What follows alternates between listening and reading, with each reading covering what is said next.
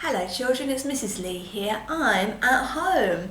I'm feeling a little bit poorly at the moment, so I'm going to stay at home for a couple of days and so I don't spread any of my lurgy. I hope that you are well though. At home I haven't got our routine board. So in a moment I'm going to show a time on the screen and I wonder if you and the person next to you can work out what the time is. Remember that long hand, that's the minute hand we look at first.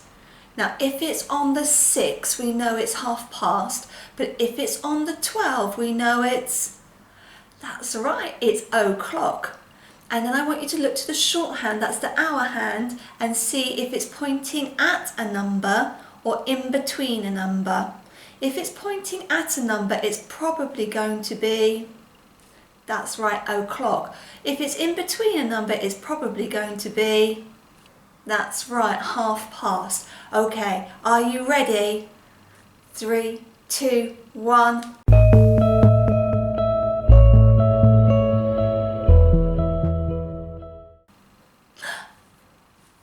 Wow, what did that time say?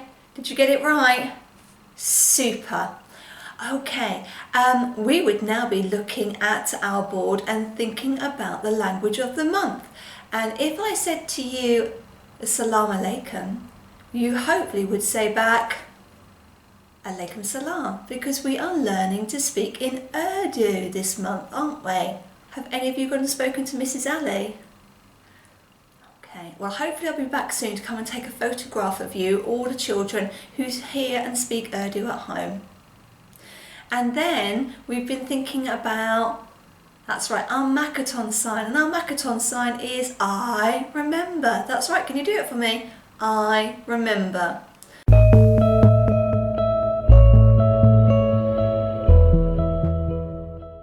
I remember I was talking to you about poppies. I've left my poppy at school. Have you got one yet? You have? Did you write your name on the back? You did? Super. That's great. Now all the money that we raise we'll send to the British Royal Legion and they will be able to share that money with lots of people who are not as lucky as us. Okay, now, do you remember those golden rules?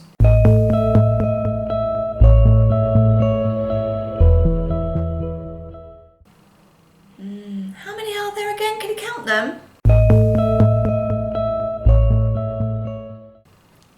There are 7 golden rules and I want to look at golden rule number 5 today. Just whisper to the person next to you, what is golden rule number 5? That's right, it's looking after property, isn't it? I've got a really good book that I found. It's called, can you read that? Tidy. And it's written by somebody called Emily Gravett. It's a really lovely book. I'll leave it back in school next week. You come and have a look at it. It's got some amazing pages in there. And some absolutely stunning pictures. Now the book is all about being tidy, and that is golden rule number 5, isn't it? We look after property. So all around the school there are lots and lots of lovely different displays that you can interact with. We've got the doll's house, haven't we, in the foyer. We've got our research centre at lunchtime, and inside our research centre we've got books written by, that's right, Jill Murphy, and we've also got a display all about different ways of communicating. And they are all there for you to look at, but you have to look at them carefully and you have to keep them tidy. I thought we would read it today because it's a nice story, but it is a little bit funny. Are you ready? Okay, let me see your good listening ears and your good looking eyes. Super. Here we go. Deep in the forest lived a badger called Pete, who tidied and cleaned and kept everything neat. Well, he tidied the flowers by checking each patch and snipping off any that didn't quite match. He tidied the fox by grooming his fur. He untangled each knot and each twig and each burr. He tidied the birds from the big to the small by brushing their beaks and then bathing them all.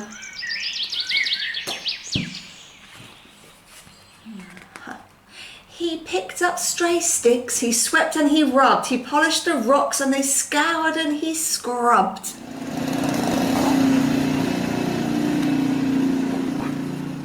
So when a leaf fell, wow.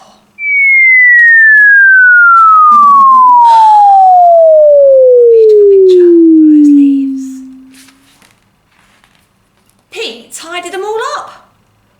But still he wasn't happy. Now the trees looked bare and scrappy. And so to make it all look neat, Pete undertook a mighty feat. Oh my gosh, look what he's done. What do you think is in all those bags? Well then, he dug up every single tree. Then it rained and there was a flood. And afterwards, a lot of mud. Well, Pete called in the diggers, and he called in the mixers, he called in the concrete, the rakers, the fixers. No mud, no leaves, no mess, no trees. Perfectly tidy and perfectly neat. The forest is practically perfect, said Pete. Forest? Is that a forest school to you? Oh, God, I'm hungry, he thought. I deserve a treat. So he turned around for something to eat. But the beetles and worms that he usually found were under the concrete, deep in the ground. And so Pete decided to go home instead. If he couldn't have dinner, he'd go straight to bed. But when he arrived, he took out his key. There wasn't a door where the door should be. See, can't get into his home, can he?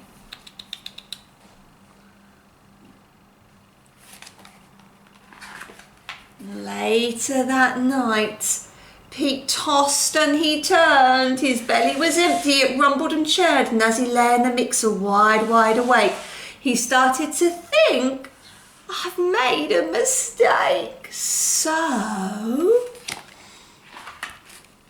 the very next morning, when it got light, he set about trying to put everything right.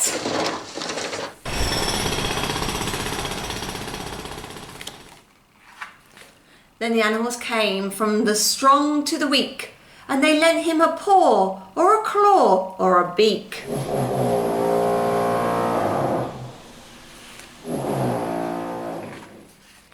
They put everything back as it always had been, but maybe less ordered and not quite so clean. And Pete, well, he promised to tidy up less, but if he succeeded, it's anyone's guess.